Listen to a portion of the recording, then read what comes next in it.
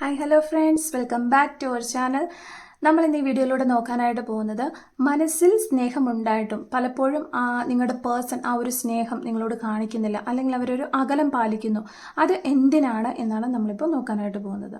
അപ്പോൾ വീഡിയോയിലേക്ക് പോകുന്നതിന് മുൻപായിട്ട് ആദ്യമായിട്ടാണ് ഈ ഒരു ചാനൽ കാണുന്നതെങ്കിൽ ദയവായി സബ്സ്ക്രൈബ് ചെയ്തതിന് ശേഷം തുടർന്ന് കാണാനായിട്ട് ശ്രമിക്കുക. വീഡിയോ ഇഷ്ടമായെങ്കിൽ ദയവായി ലൈക്ക് ചെയ്യുക, ഷെയർ ചെയ്യുക, കമൻറ്റ് ചെയ്യുക. ഇതൊരു ജനറൽ റീഡിംഗ് ആണ്, അതുപോലെ തന്നെ ടൈംലെസ് ആണ്, ജനറൽലെസ് ആണ്. നിങ്ങൾ എപ്പോഴാണോ ഈ ഒരു വീഡിയോ കാണുന്നത് അപ്പോൾ മുതൽ നിങ്ങൾക്കിത് റെസിനേറ്റ് ആയി തുടങ്ങുന്നതായിരിക്കും. ഈ റീഡിംഗിൽ വരുന്ന സിറ്റുവേഷൻസ്, ക്ലൂസ്, എനർജീസ് ഇതെല്ലാം നിങ്ങളുമായിട്ട് റെസിനേറ്റ് ചെയ്യുന്നുണ്ടെങ്കിൽ ഇതൊരു ഗൈഡൻസ് മെസ്സേജ് മാത്രമായിട്ട് എടുക്കുക. ഇനി റെസിനേറ്റ് ചെയ്യുന്നില്ല എങ്കിൽ വിട്ടേക്കുക, ഫോഴ്സ്ഫുള്ളി റെസിനേറ്റ് ചെയ്യാതിരിക്കുക. പോസിറ്റീവായിട്ട് തിങ്ക് ചെയ്യുക, തുടർന്ന് വീഡിയോ കാണാനായിട്ട് ശ്രമിക്കുക. അപ്പോൾ ഇതാണ് നമുക്ക് കിട്ടിയിരിക്കുന്ന ഒരു സ്പ്രെഡ്. ഇവിടെ ഫസ്റ്റ് കാർഡ് വന്നിരിക്കുന്നത് 4 ഓഫ് കപ്സ് ആണ്. അപ്പോൾ ആദ്യത്തെ കാർഡിൽ തന്നെ നമുക്കൊരു ഡയറക്റ്റ് ആൻസർ കിട്ടിയിരിക്കുകയാണ്. അതായത് മനസ്സിൽ സ്നേഹമുണ്ടായിട്ടും പലപ്പോഴും അവർ അകലം പാലിക്കുന്നത് എന്തിനാണ് എന്നാണ് നമ്മളിവിടെ ചോദിക്കുന്നത്. അപ്പോൾ എന്താണ് നമ്മുടെ ആ ഒരു ചോദ്യം, ആ ഒരു ചോദ്യത്തിനുള്ള ആൻസർ ഇവിടെ തന്നെ ഈ ഫസ്റ്റ് കാർഡിൽ തന്നെ നമുക്ക് കിട്ടുന്നുണ്ട്. ഇവിടെ ഈ വ്യക്തി നിങ്ങളുടെ വാല്യൂ മനസ്സിലാക്കാതെ നിങ്ങളെ ഉപേക്ഷിച്ച് മറ്റൊരാളിലേക്കോ അല്ലെങ്കിൽ മറ്റൊരു സിറ്റുവേഷനിലേക്കോ പോയ വ്യക്തികളായിരിക്കാം. എന്നാൽ അവിടെ നിന്നും അവർ പ്രതീക്ഷിച്ചു പോയ ഒന്നും തന്നെ അവർക്ക് കിട്ടിയില്ല എന്ന് കാണുന്നു. അതായത് അക്കരെ പച്ച കണ്ട് പോയവരാണ് ഈ വ്യക്തികൾ. ഇപ്പോൾ താൻ ഉപേക്ഷിച്ചു പോയത് തന്നെയായിരുന്നു നല്ലതെന്നും തനിക്ക് ചേരുന്നതെന്നും അത് തന്നെയായിരുന്നുവെന്നും ഈ വ്യക്തി ഇപ്പോൾ മനസ്സിലാക്കുകയാണ്. അപ്പോൾ ആ ഒരു സമയത്ത് നിങ്ങളിലേക്ക് തിരികെ വരാനായിട്ട് ഈ വ്യക്തി ആഗ്രഹിക്കുന്നുമുണ്ട്. പക്ഷെ അവർക്ക് അതിന് സാധിക്കുന്നില്ല.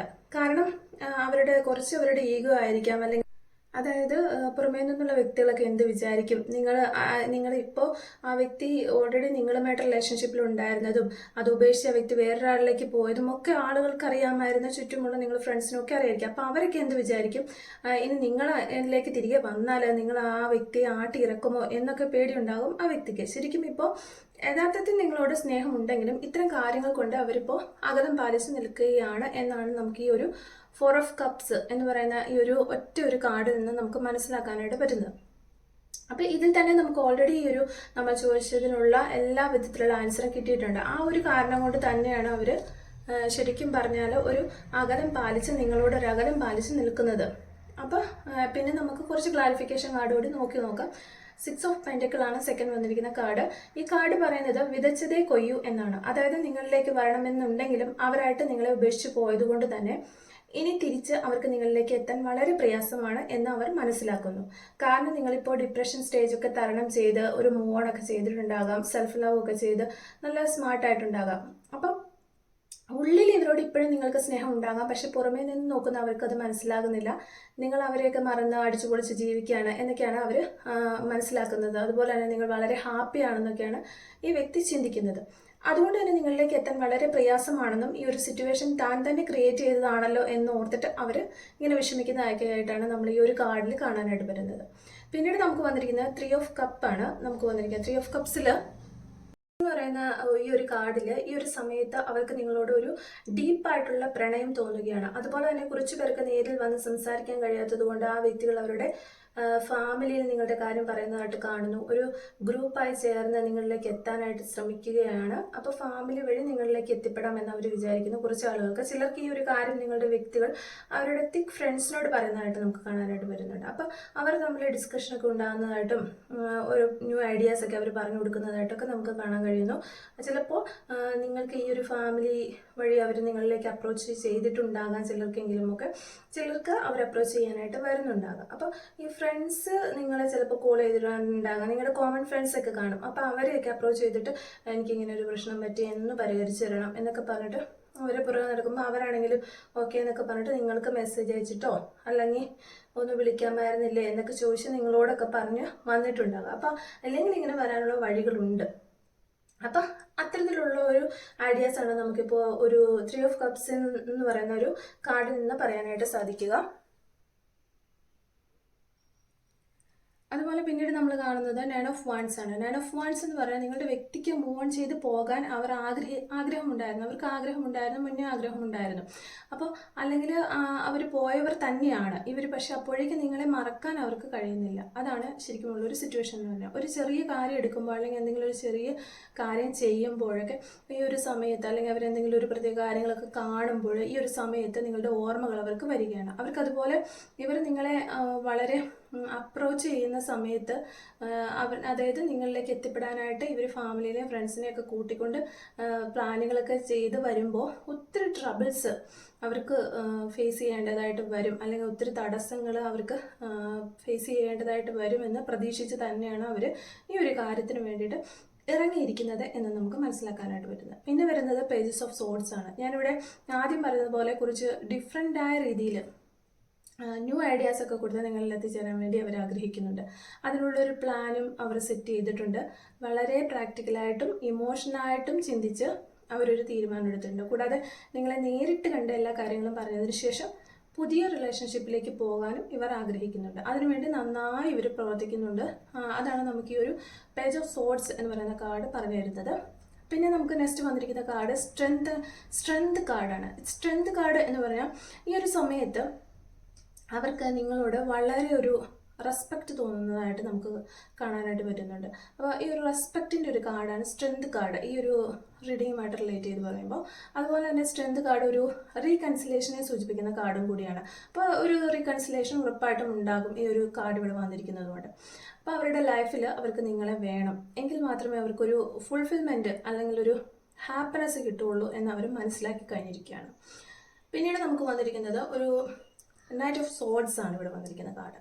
അപ്പോൾ നൈറ്റ് ഓഫ് സോർഡ്സ് എന്ന് പറഞ്ഞാൽ ഒരു വ്യക്തി എന്തെങ്കിലും ഒരു ഗോളിന് വേണ്ടിയിട്ട് പ്രവർത്തിച്ച് നിരന്തരമായ അവരുടെ ബുദ്ധി മനസ്സുകൊണ്ട് ചിന്തിച്ചും അതുപോലെ തന്നെ മറ്റുള്ള ആളുകളെ അപ്രോച്ച് ചെയ്തും പ്രവർത്തിച്ച് റെസ്റ്റ്ലെസ് ആകുന്നു, അല്ലെങ്കിൽ ഒരു കാര്യത്തിന് വേണ്ടി അവർ വെയിറ്റ് ചെയ്തിരുന്നിട്ട് ഇൻപേഷ്യൻ്റായി മാറുന്നു. ആ ഒരു അവസ്ഥയാണ് ഈ നൈറ്റ് ഓഫ് സോൾസ് നമുക്ക് വരുന്ന ഒരു എനർജി.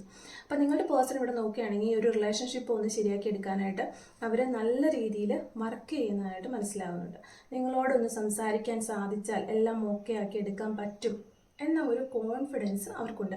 അപ്പം അതുകൊണ്ട് തന്നെ അവർ പല പല ആളുകളുമായിട്ട് അപ്രോച്ച് ചെയ്തിട്ട് നിങ്ങളിലേക്ക് എത്താനുള്ള വഴികൾ തേടിക്കൊണ്ടിരിക്കുകയാണ്. അതിൽ തന്നെ അവർ റെസ്റ്റ്ലെസ് ആയിരിക്കുന്നു, ഒരു റെസ്റ്റ് എടുക്കാൻ പോലും അവർക്ക് സമയമില്ലാതായിരിക്കുന്നു. അതുപോലെ തന്നെ വളരെ ഇൻപേഷ്യൻ്റ് ആയിട്ടാണ് അവർ ഈ ഒരു കാര്യത്തിന് വേണ്ടി ഇറങ്ങിയിരിക്കുന്നത്.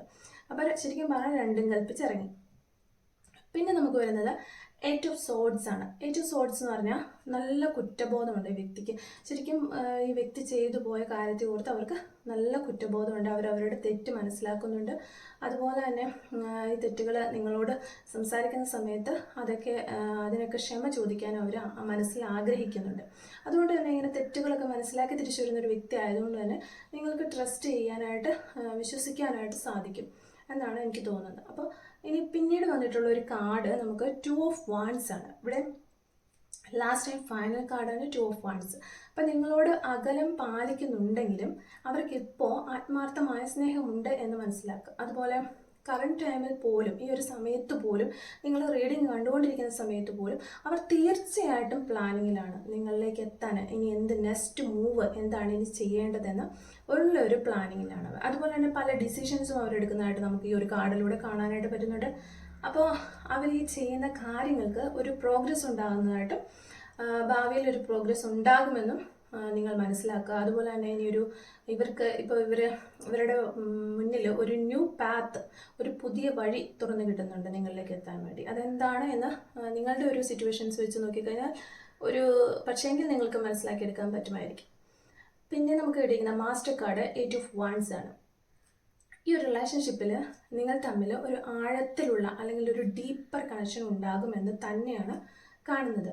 അതുപോലെ ഇവിടെ നിങ്ങളുടെ എനർജി കാണുന്നത് ഈ ഒരു റിലേഷൻഷിപ്പിലേക്ക് വരാൻ അല്ലെങ്കിൽ ഒരു കമ്മിറ്റഡ് ആകാനായിട്ട് നിങ്ങൾ റെഡിയാണ്. പക്ഷെ നിങ്ങൾ ഒരിക്കലും അവരെ ഫോഴ്സ് ചെയ്ത് ഈ ഒരു റിലേഷൻഷിപ്പിൽ കൊണ്ടുവരാൻ ആഗ്രഹിക്കുന്നില്ല. അത്തരം ഒരു സ്റ്റാൻഡാണ് നിങ്ങൾക്കുള്ളത്. അവർ തനിയെ വരുവാണെങ്കിൽ വന്നോട്ടെ, ഞാൻ റെഡിയാണ് എന്നൊരു സ്റ്റാൻഡിലാണ് നിങ്ങളുള്ളത് എന്ന് ആണ് നമുക്ക് ഈ ഒരു എനർജിയിലൂടെ മനസ്സിലാകുന്നത്. അപ്പോൾ ഈ ഒരു റീഡിങ്, ഈ ഒരു ഭാഗമൊക്കെ നിങ്ങളുമായിട്ട് റെസനേറ്റ് ചെയ്യുന്നുണ്ടെങ്കിൽ, ഇങ്ങനെയുള്ള ആളുകളൊക്കെ ഉണ്ടെങ്കിൽ നമ്മൾക്ക് കമൻറ്റ് വഴി അറിയിക്കാനായിട്ട് ശ്രമിക്കണം.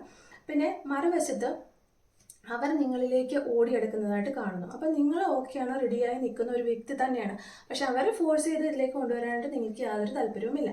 ഇനി അവർ വരികയാണെങ്കിൽ സ്വീകരിക്കാമെന്ന് നിൽക്കുന്ന ആ സമയത്ത് തന്നെ ഈ ഒരു സമയത്ത് നിങ്ങളുടെ വ്യക്തി നിങ്ങളിലേക്ക് ഓടിയെടുക്കുന്നതായിട്ട് കാണുന്നു. So there is no problem. നിങ്ങളൊന്നും ചെയ്യാതെ അങ്ങനെ അങ്ങ് നിന്ന് കൊടുത്താൽ മാത്രം മതി, എല്ലാം സെറ്റാകും എന്നാണ് കാണുന്നത്.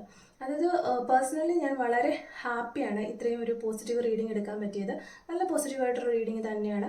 അപ്പോൾ നിങ്ങൾക്ക് ഇവിടെ ഒരു റീകൺസിലേഷൻ ഉറപ്പായിട്ടും നടക്കും എന്ന് തന്നെ ആണ് ഈ ഒരു റീഡിംഗ് വഴി നമുക്ക് മനസ്സിലാക്കാനായിട്ട് സാധിക്കുന്നത്. അപ്പോൾ ഇത്രയേ ഉള്ളൂ ഇന്നത്തെ ഒരു റീഡിങ്. അപ്പോൾ ഈ ഒരു റീഡിങ്ങുമായിട്ട് റിലേറ്റ് ചെയ്ത് വരുന്ന കുറച്ച് ക്ലൂസ് നമുക്കൊന്ന് എടുത്ത് നോക്കാം. Clues related to this reading. Okay, clues related to this reading. Clues related to this reading. Okay, first clue നമുക്ക് കിട്ടിയിരിക്കുന്നത് റീഡിംഗ് എന്ന് പറയുന്ന ഒരു ക്ലൂ ആണ്. നിങ്ങൾക്കോ നിങ്ങളുടെ പേഴ്സണോ ഒത്തിരി ഇഷ്ടമുള്ള ആളുകളായിരിക്കാം, വായിക്കുന്നത് കേൾക്കുന്നത് ഇഷ്ടമുള്ളവരായിരിക്കാം, ഒത്തിരി പുസ്തകങ്ങളൊക്കെ വായിക്കുന്ന ആളുകളായിരിക്കാം എന്ന് വിചാരിക്കുകയാണ്. അതുപോലെ ഫോട്ടോഗ്രാഫി, ഫോട്ടോ എടുക്കാനോ അല്ലെങ്കിൽ നിങ്ങളുടെ പേഴ്സൺ ചിലപ്പോൾ ഫോട്ടോഗ്രാഫിക് ഫീൽഡിൽ വർക്ക് ചെയ്യുന്നവരോ അല്ലെങ്കിൽ ഫോട്ടോ ജെനിക്കായിട്ടുള്ള ആളുകളോ പേഴ്സണോ ഒക്കെ ആയിരിക്കാം എന്ന് വിചാരിക്കുകയാണ്. അപ്പോൾ നെക്സ്റ്റ് ലോയറാണ് നമുക്കിവിടെ കിട്ടിയിരിക്കുന്നത്. അപ്പോൾ നിങ്ങളുടെ ഒരു പേഴ്സൺ ചിലപ്പോൾ ലോയർ ആയിരിക്കാം, അല്ലെങ്കിൽ ലോയറാകാൻ പഠിച്ചുകൊണ്ടിരിക്കുന്നവരായിരിക്കാം, അല്ലെങ്കിൽ നിങ്ങളോ ലോയറാണെന്ന് വിചാരിക്കുകയാണ്. നിയമപരമായ എന്തോ കാര്യങ്ങളുമായിട്ട് ബന്ധപ്പെട്ട് വർക്ക് ചെയ്യുന്നവരാണ്. ലെറ്റർ എം ആണ് നമുക്കിവിടെ കിട്ടിയിരിക്കുന്നത്. നമ്പർ 29 നമുക്ക് കിട്ടിയിട്ടുണ്ട്. 1984 എന്ന് പറയുന്നൊരു വർഷം നമുക്കിവിടെ കിട്ടിയിട്ടുണ്ട്. 1111 എന്ന് പറയുന്നൊരു ഏഞ്ചൽ നമ്പർ നമുക്ക് കിട്ടിയിട്ടുണ്ട്. 1111 എന്ന് പറയുന്ന ഏഞ്ചൽ നമ്പർ, അങ്ങനെ ഏഞ്ചൽ നമ്പേഴ്സിനെ കുറിച്ച് അറിയണമെങ്കിൽ നിങ്ങൾക്ക് ഞാനൊരു ഓൾറെഡി ഒരു വീഡിയോ ചെയ്തിട്ടുണ്ട്, അതെടുത്ത് നോക്കിക്കഴിഞ്ഞാൽ അറിയാനായിട്ട് പറ്റും. ഇനി ഏതെങ്കിലും ആ റീഡിംഗ് ഇല്ലാത്ത നമ്പറുകൾ നിങ്ങൾ തുടരെ കാണുന്നുണ്ടെങ്കിൽ ആ നമ്പറുകൾ പറയുകയാണെങ്കിൽ അതിൻ്റെ മീനിങ് നമ്മൾ പറഞ്ഞു തരുന്നതായിരിക്കും. 54 എന്ന് പറയുന്ന നമ്പർ നമുക്ക് കിട്ടിയിട്ടുണ്ട്. കെ എന്ന് പറയുന്ന ലെറ്റർ നമുക്ക് കിട്ടിയിട്ടുണ്ട്. ലെറ്റർ ബി ഇവിടെ കിട്ടിയിട്ടുണ്ട്. ഫ്ലവേഴ്സ്, നിങ്ങളുടെ പേഴ്സണോ നിങ്ങൾക്കോ ഫ്ലവേഴ്സ് ഒത്തിരി ഇഷ്ടമുള്ള ആളുകളായിരിക്കാം, അല്ലെങ്കിൽ ഫ്ലവേഴ്സുമായിട്ട് നിങ്ങളുടെ റിലേഷൻഷിപ്പിന് നല്ല ബന്ധമുണ്ട് എന്ന് വിചാരിക്കുന്നു. യെല്ലോ കളർ, നിങ്ങൾക്കോ നിങ്ങളുടെ പേഴ്സണോ യെല്ലോ കളർ ഒത്തിരി ഇഷ്ടമുള്ള ആളുകളായിരിക്കാം. 2 വീക്സ് എന്ന് പറയുന്നൊരു പോസിബിലിറ്റി നമുക്ക് കിട്ടിയിട്ടുണ്ട്. 2 വീക്സിനുള്ളിൽ എന്തോ ഒരു കാര്യം പോസിബിൾ ആകുന്നു എന്ന് നമുക്ക് കാണുന്നു. ടുമോറോ, യെസ്, വീണ്ടും ഒരു പോസിബിലിറ്റിയാണ്. ടുമോറോ എന്ന് കിട്ടിയിട്ടുണ്ട്. ഒക്ടോബർ മന്ത് നമുക്കിവിടെ കിട്ടിയിട്ടുണ്ട്. നമ്പർ 8 നമുക്കിവിടെ കിട്ടിയിട്ടുണ്ട്. അതുപോലെ 1998 എന്ന് പറയുന്നൊരു വർഷം നമുക്കിവിടെ കിട്ടിയിട്ടുണ്ട്. ലെറ്റർ ആർ നമുക്കിവിടെ കിട്ടിയിട്ടുണ്ട്. അപ്പോൾ ഇത്രയും ക്ലൂസാണ് നമുക്കിവിടെ കിട്ടിയിരിക്കുന്നത്. അപ്പോൾ ഈ ഒരു റീഡിങ്ങും അതുപോലെ തന്നെ ക്ലൂസും നിങ്ങളുമായിട്ട് റെസിനേറ്റ് ചെയ്യുന്നുണ്ടെങ്കിൽ കമൻറ്റ് വഴി അറിയിക്കാനായിട്ട് ശ്രമിക്കുക. അതുപോലെ തന്നെ റീഡിംഗ് ഇഷ്ടമായിട്ടുണ്ടെങ്കിൽ ലൈക്ക് ചെയ്യുക, മറക്കാതെ സബ്സ്ക്രൈബ് ചെയ്ത് സപ്പോർട്ട് ചെയ്യുക. Thank you for watching.